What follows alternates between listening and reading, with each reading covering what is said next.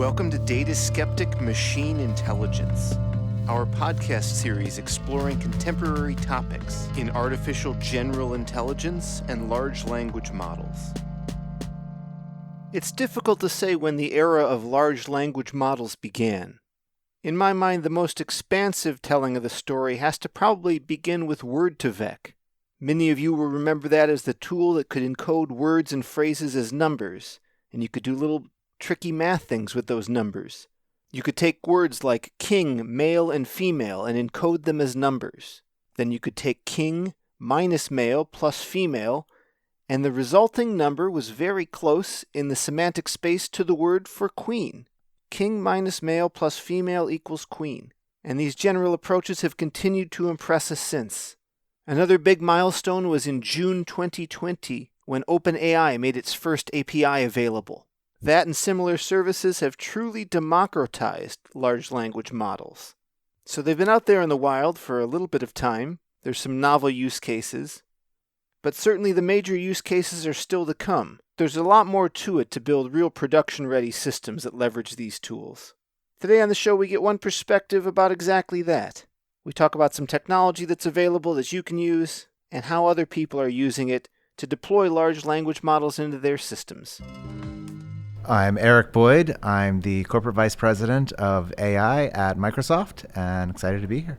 And can you tell us a little bit about what you do in that role? My team's really responsible for all of the things that we do with AI across Microsoft, from the lowest levels of making sure that customers have access to the thousands of GPUs that we make available in Azure, to Azure Machine Learning, the set of tools that they can use to build their own models, to the suite of services that we offer in AI. These are advanced models in speech, in language, in vision, and then going all the way up to things like the Azure OpenAI service and the generative AI work we do on AI Studio.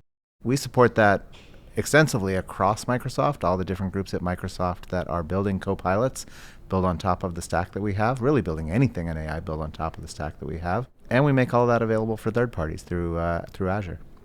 So do you have a vision for where future small orgs and big orgs go? Are we all going to train our own foundational models? Or are we going to use yours? Or what's the future look like in that regard? Yeah, it's a really interesting question. I mean, the world has been just changing so quickly in this space. And so I always find future predictions a little bit challenging. We've gone from a world where lots of people needed to go and train their own individual models. And now as we've moved to these larger, we call them foundation models, they bring all those capabilities together into a single model. And so just to take an internal example, at Bing, often we want to know, hey, is this a query that's about sports? And if it is a query about sports, then we'll go and pull a bunch of different resources together and look up scores and things like that to answer whatever their question is. So someone had to go train a classifier that says, yep, this query is about sports and this one isn't. Well, GPT-4 can do that out of the box. And so that's the big shift that we're seeing is now there's so many places where you can use AI because we have these foundation models that bring these capabilities where I don't have to go and train a custom model for it. And so I think we'll see a lot more of that happening, which isn't to say I don't think there's any room for companies to still have their own AI models, but I think companies are really quickly learning how can they take advantage of these new foundation models and how can that really impact the work that they're doing. There's lots of ways I could set up some real simple GET POST requests against some API and have access to a large language model. Maybe I'm good at prompt engineering and I can build something cool quick. But it also feels a little unimaginative. What is the tool set turning into? People are trying to build applications on top of generative AI. And most of those applications, they fit into a couple of different categories. We see people trying to generate content. We see people trying to summarize content. We see people trying to write code. But the most common one is what we call semantic search, which often gets called retrieval augmented generation, the RAG pattern. It's got a number of different names.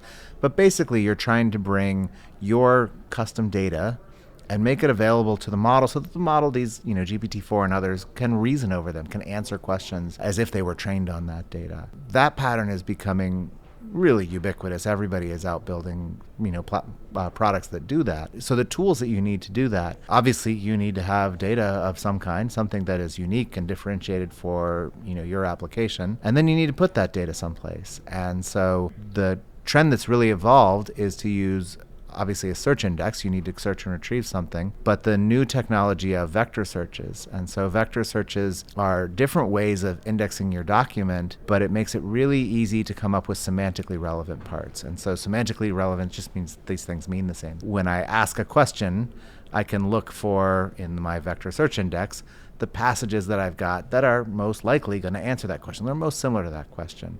And so vector search engines are starting to play a much larger role. And so that's a key component of the stack.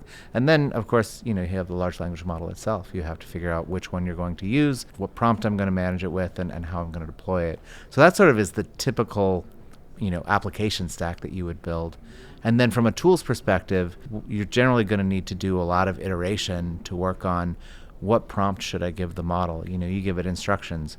You're an agent for this particular company trying to answer questions about this product line or something like that.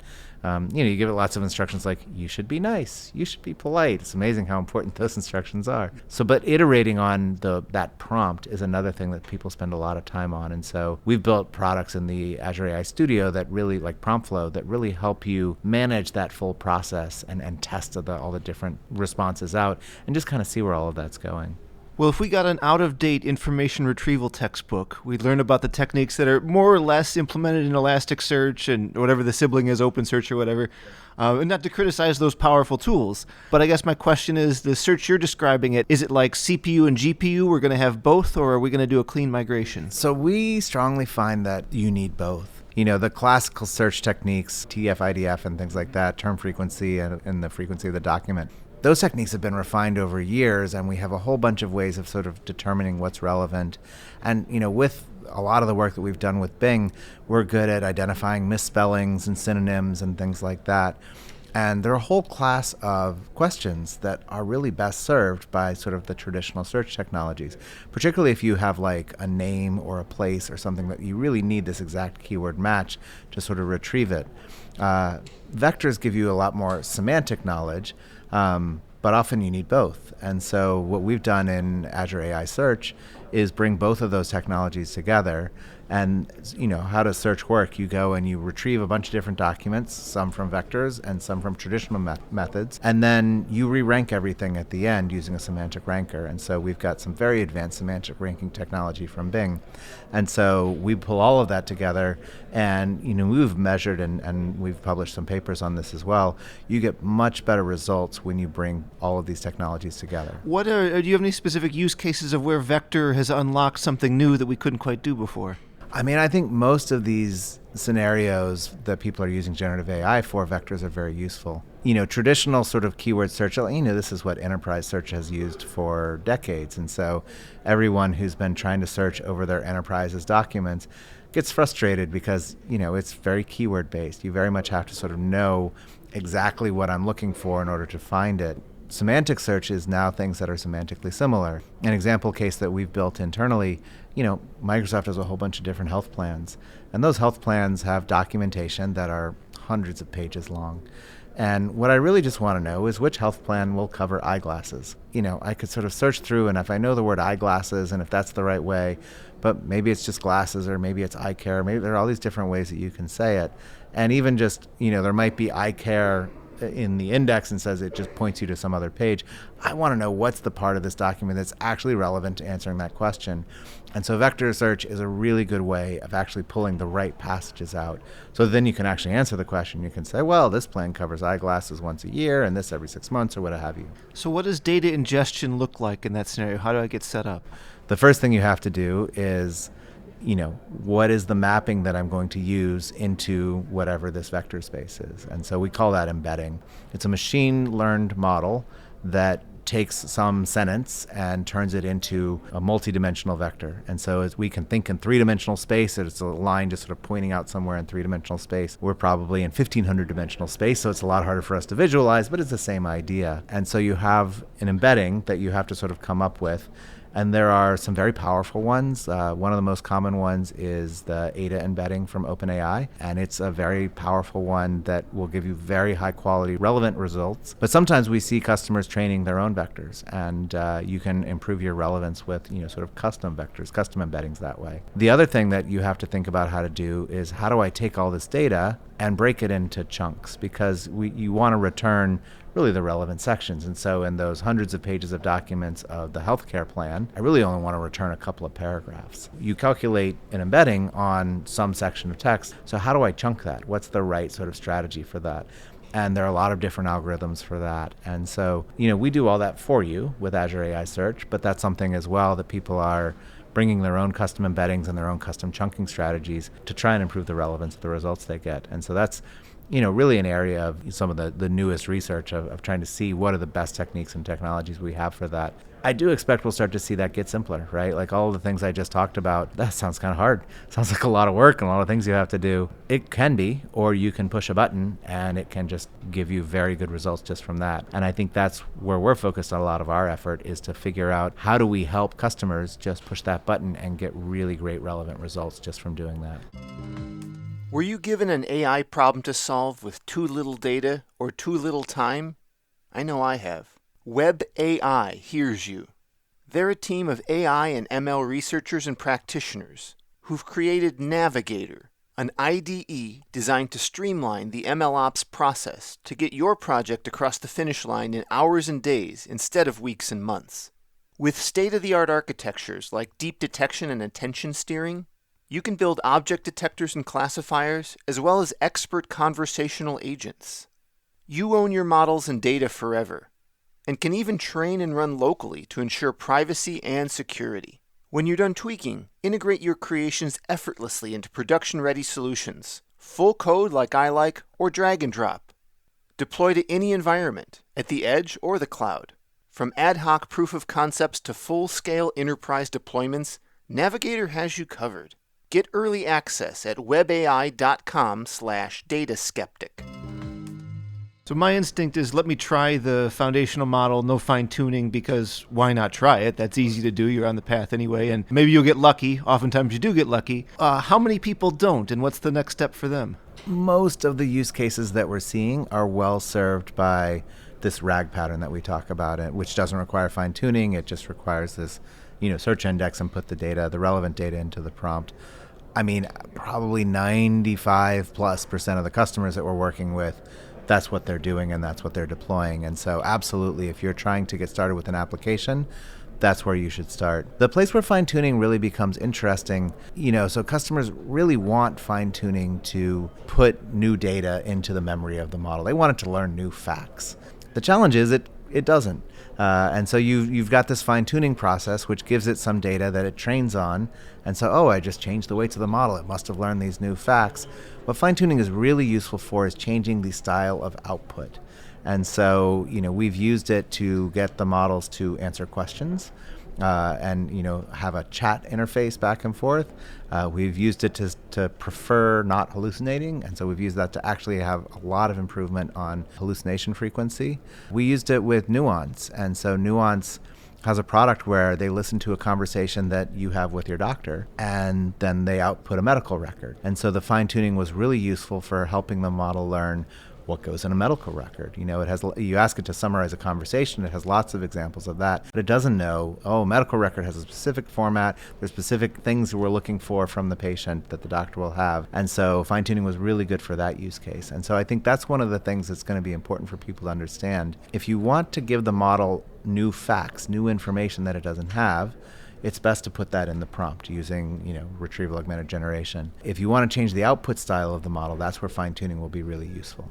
Well, I wanted to touch on Azure AI Studio. Good name in the sense that I feel like I know what to go there and do, but for those who don't know anything about it, maybe they're stuck in sort of the Jupyter Notebook paradigm, some homegrown deployment pickled thing.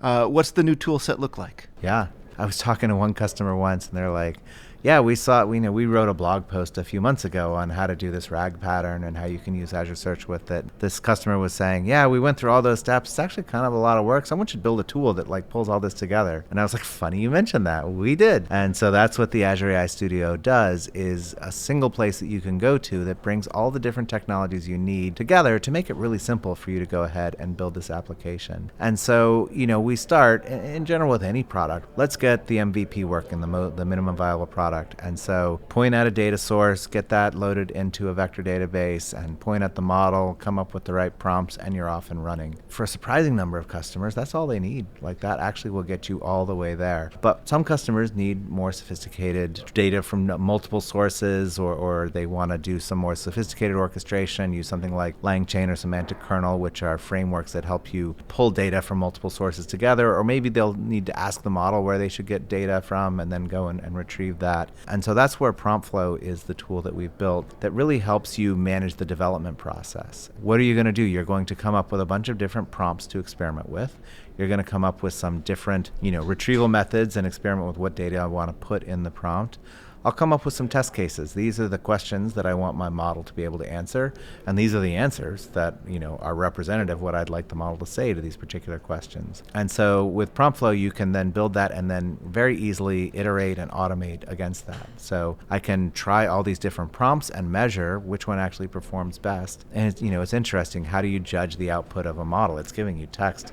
Of course, it doesn't exactly match what you said was a good response. Turns out GPT-4 is a great judge of is this response match what you wanted it to say? And you can ask it to score, and from there you can really just automate the whole process of, here are a bunch of ideas that I have, let me try them all and pick the one that works best. And so that's one of the main things that we're seeing is different. Developers are very used to this linear development process. I write some code, I test the code, but I know what I want it to do. Here it's much more of sort of this scientific experimentation. I have a bunch of ideas of things that I think may help me get a better output on the other side. And so I'm going to run a whole bunch of experiments and test it, measure, and choose the best ones. And that's something that's very familiar to people who are building machine learned models, because that's what you do when you're building machine learned models. But it's often pretty foreign to people who are just starting to get into the space, who have a long history of what I would call traditional software development. And so that's sort of the set of tools and kind of how AI Studio really helps pull all that together. But it is definitely a different way of working. Would you describe it as no code? You can come however you want. So we have a code first experience where you can sort of define, this is exactly how I want this to work. Do it all in code, check all these different modules back into GitHub. You'll write some YAML files and you're off and running from that. Or you can start from the interface and, almost it's not really a no code, but kind of in a no code, you could get started. And then from there I can descend into code and sort of have AI Studio give me sort of the framework of what I'd need, and then I've got whatever I need to go deeper from that. And so it's not, if you want a no-code product, there's the Copilot Studio, which is a part of the Power Platform, which is exactly a no-code product. This is more aiming for developers, but what developer wants to spend a lot of time writing scaffolding? Like, let's just get the basics in place and get going. And if I were a Studio user, I guess what's my work product? Do I come out with a REST endpoint that has my model, or what do I show my boss at the end? Exactly that. Yeah, you come out with a REST endpoint that hosts your model, and we've also got some sample UX that you could slap on top of it to to go and call it. We actually worked with New York City, and they produced a bot that helps answer questions about different services that New York City offers. And so same type of thing of, how do I apply for affordable housing or something like that? And I don't know where you would find that in New York. You'd probably need to search or something. Here's a bot that will just answer that question for you. And they used exactly the Azure AI Studio, and they went through sort of the simple MVP version, and they're like, wow, this works great. This is exactly what we want. And they even took sort of the simple scaffolding code that we had, they tweaked it a little bit and made the UX look more like their UX. And I think they were done in like a couple of weeks in terms of end-to-end, had an idea and then had a product out the other side. And so it can be really quite straightforward. But yes, the end thing is an API, and then you need to figure out what's the UX I'm going to write to call this API. So my personal experience is that hallucinations are quite rare, but how does New York City know when you ask it about affordable housing, it's not going to say move to Jersey? Hallucination is something that happens, small single-digit percentage of the time. And hallucination can it often is pretty irrelevant to sort of the question that's asked. It's rare that if you ask a model, hey, how do I apply for affordable housing, that'll just make up an answer.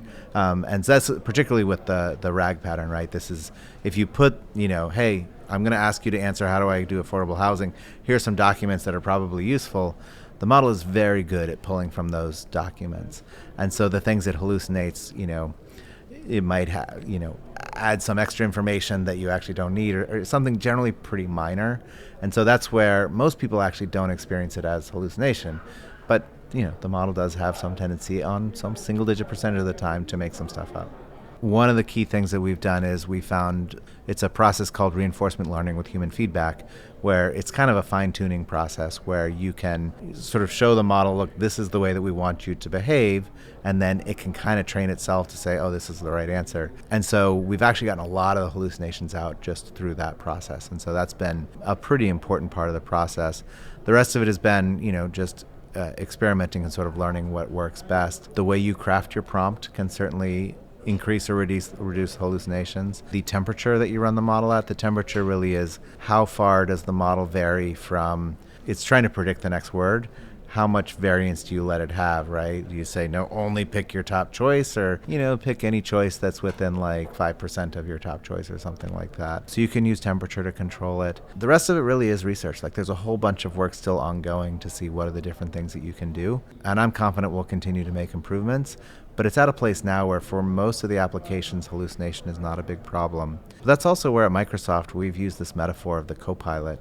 And it's been so powerful. If I'm a developer, and so when I use GitHub Copilot, I can have, a conversation with an agent about, can you write me this code? Can you do this for me? And it gives me output.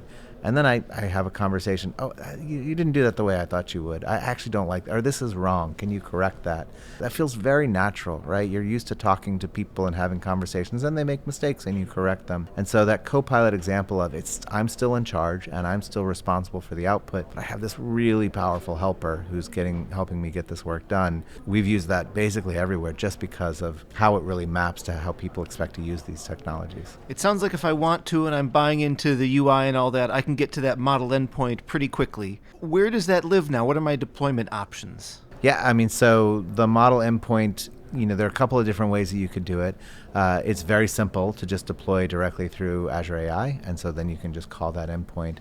The model itself lives in Azure OpenAI Service, and so you're always going to call the model from that endpoint. The scaffolding, to sort of call it, you can run that scaffolding anywhere, and so it's easiest to run it on Azure. It's right in the same data centers. It's very local, but there's nothing that stops you. You could run it on-prem. You could run it locally on your laptop. If you run it locally on your laptop, what are you doing? You're running the scaffolding to go and figure out what data should I pull and how am I retrieving that, and then how do I send that into the model? But the model call is still, of course, remote through the Azure OpenAI Service. Well, then once I've got it live, how does, I'm going to change it and want to re-release. What's the deployment cycle look like? Yeah, and so that's where, tools like PromptFlow can really help you manage that deployment cycle, because if it's live and you're re-releasing, you're changing something. And so you generally will want to measure, hey, how's it going to perform against my sort of base set, and why do I think this is actually worth re-releasing? But the deployment process is like any deployment process. There's a simple button that you can click, or you can, put things through GitHub and build up a much more sophisticated deployment plan if you would like. And wanted to ask if you have any particular use cases you're excited about that really showcase the platform. The New York City one is certainly one that I think is pretty interesting. We use it internally for customer support. And so, Azure literally changes every day, and the documentation for Azure changes every day.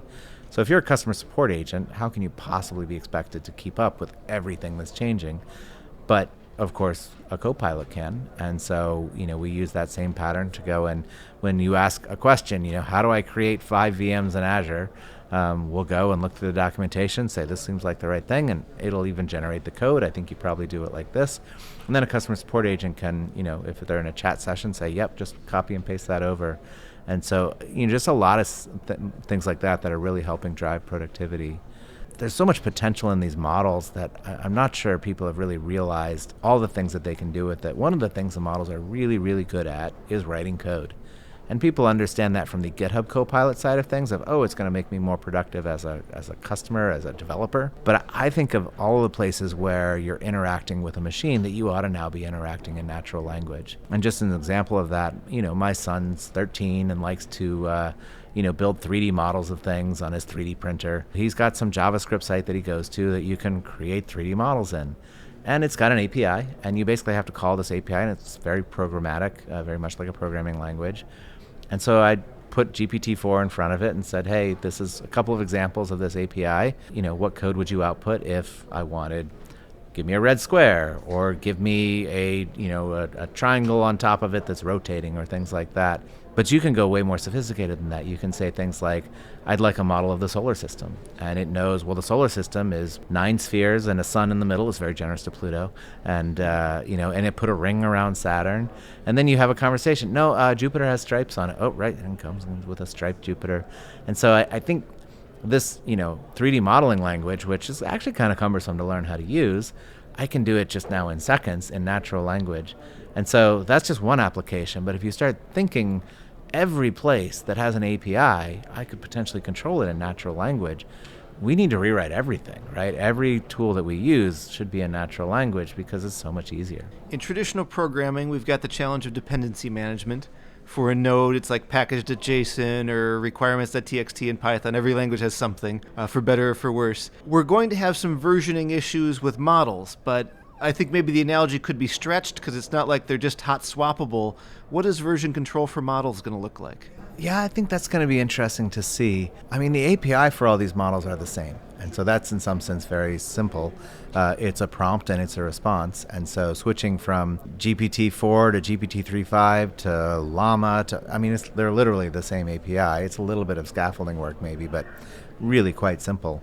There's not a lot there. The difference is in the quality of the output. And so I think that's where, again, tools like PromptFlow enable you to try all these different models and measure the output to see what level do you actually need. And I think that's something that we'll see a lot of people needing to work with. As you start to fine-tune a model, well, now that's actually gotten some dependency, right? Because I've now fine-tuned a model from a particular model, right? I fine-tune GPT-3.5, or I fine-tune GPT-4, or I fine-tune Llama 2, but I'm choosing one to then go and fine-tune from. And then if a new model comes out and I'm like, oh, I want that one, you have to go and fine-tune again. And so I think that's a place where, as people start to fine-tune more, fine-tuning has costs with it. And so you get some extra power, which is pretty cool, but it's definitely something you should think about as you're deploying it in your applications. It seems like there are new challenges emerging for change management engineers and quality assurance engineers on this front. What are you seeing in that realm, or are there tools available to start helping those people? Yeah, and I'll keep talking about PromptFlow because that's the one we keep pointing at. This is something that, we started developing copilots almost a year ago, right? And so we've rolled out them, starting in February across a whole bunch of different places at Microsoft. And so we've gone through some development cycles, and the PromptFlow and the tools from that are literally the tools that we built for our internal usage because we needed to update Bing or Microsoft Copilot or these different things. And we wanted to sort of see, hey, I just changed something. Let me see how this works. So from a change management perspective, you can use basically the same tools that you used previously. We use GitHub for our source control, and we have testing frameworks, and we sort of run through the sets of tests. The tests are different. And so PromptFlow is often the tool that's used for executing those tests because it's, here's some base set of scenarios and predicted output that I want to see, and so let's actually measure that. I just changed a bunch of things. Hopefully these base cases still all work. The other thing we start seeing a lot more of, which we've got a long history of internally just from having done it with Bing, when you're deploying some changes to a model, the way you've got your offline tests, but you kind of want to see, well, how does it work online? And often we will experiment with a couple of percentage of the traffic and sort of measure how is that actually performing in production. And I think that's a very common thing to do with a new machine learning model. I've got this new ranker and I want to predict see how it's going to actually work for Bing users, and are they actually impacting any of our success metrics negatively. I think you'll want to do the same type of thing of, if I'm changing a model, I need to know that I actually made things better. And so how can I do that? I have to define what better is, and then I have to have some tools to go and test that. Well, we've talked about AI Studio being appropriate for developers.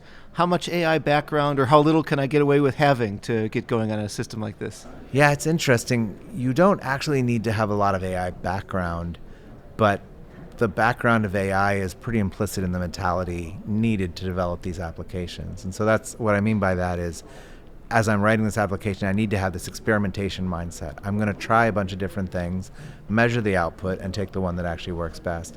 That's how you build a model in AI, right? I've got a bunch of data, I've got some ideas of different models and hyperparameters, and I'm going to keep training them and measuring the output and see which one works best. And so if you have that mindset, which comes from working in AI, from being a model builder, then I think that will feel very natural to you. But in terms of you're not actually training models that much. You don't really need to understand the guts of how this model got trained or how it worked. It's an API that you can go and call. And so, we've seen for the past several years a lot of developers learning ML skills and traditional ML people becoming more front-end developers or regular traditional developers. So that blend is already happening. But I think most of these applications, they're being written by traditional developers. It's an application more than it's a machine learning product. Well, could you share a few, maybe what those models are? It seems like there's some new things being unlocked for developers here. Yeah, some interesting stuff. So GPT-4 Turbo brings you the relevance that you're used to with GPT-4, but it provides much larger context windows, so they can now support up to 128,000 tokens. It's like 300 pages in a book. I mean, that's a lot of information. And we did a lot of work in trying to make sure that the context window, all the data in it is sort of considered by the model equally. Previous versions of models, they sort of remembered the stuff at the start and the stuff at the end, and the stuff in the middle was not as well sort of retrieved and thought about by the model. And so as you get to this larger size, more and more is in the middle. And so we did a lot of work to really make sure that that worked well. And then, GPT-4 Vision, of course, now I'm able to show a picture and ask questions about it. And it's kind of amazing. I mean, the understanding that you see from what GPT-4 Vision has and what's going on in this picture and what's going on in this image. And we've done some work to combine it with some of the capabilities we have with Azure Vision. So now you can use it across, a video, and you can say, write me a summary of what happened in this video, or, find me the interesting frame in this. We had one example where we had a warehouse, and it's a camera from a warehouse, pretty low quality video. And you see some people walk through and someone's carrying a ladder, and you can say, find me the frame where there's a guy carrying a ladder wearing a red shirt or something like that. And it wasn't trained on any of that. There was no examples, but it knows that. It knows what that is. You can say, show me when something interesting happens, and there's a guy with I don't know what you call a vehicle you drive in a warehouse, and he hits one of the shelves and knocks a whole bunch of things over, and it's like, this seems interesting, like, that's pretty cool, and so you can think of lots of warehouse scenarios, but you can just think of so many scenarios. I mean, a guy literally took off his shoe and took a picture of his shoe and said, find me products that look like this shoe out of this product set that he had previously uploaded. And said, oh, we've got sandals that look just like that one. And so, I'm excited to see what types of applications people are going to do with Vision. I think that's going to be really interesting. Yeah, just spinning off what you'd said with cameras and looking for stuff like the guy with the ladder, the opportunity for security here, just that industry is going to be revolutionized. Maybe all are. Are there any in particular you're excited about? I just am constantly surprised by how customers are finding ways to use these applications. We were talking with, an entertainment company, and they were like, oh, we have to create graphics for all of our TV programs and things like this, and logos and things, and we think we can automate that. And they're not trying to, get people out of work. No, they're trying to expand. They're like, we cover a lot of sports, but man, I'd love to cover every high school sports game. And I'd love to have a picture of each player and like the stats, and like they have to like pull the graphics together and design all that. They're like, now we can automate that, and just think about how much richer we can have the things that we could do for like a high school sports game that we would never bother to do. It's not worth it. We're going to lower the barrier to that. So I don't know. It's just so many interesting things that we're going to see people trying to do with it. For sure. Eric, where can listeners follow you online? So I'm on LinkedIn. I have a Twitter handle, but I barely ever tweet at it. So. All right, well, we'll put LinkedIn in the show notes for listeners to follow up. It's LinkedIn, Ian Boyd at LinkedIn or something like that. So. Thank you so much for taking the time to come on and share your work. Awesome. Well, it's great to talk with you.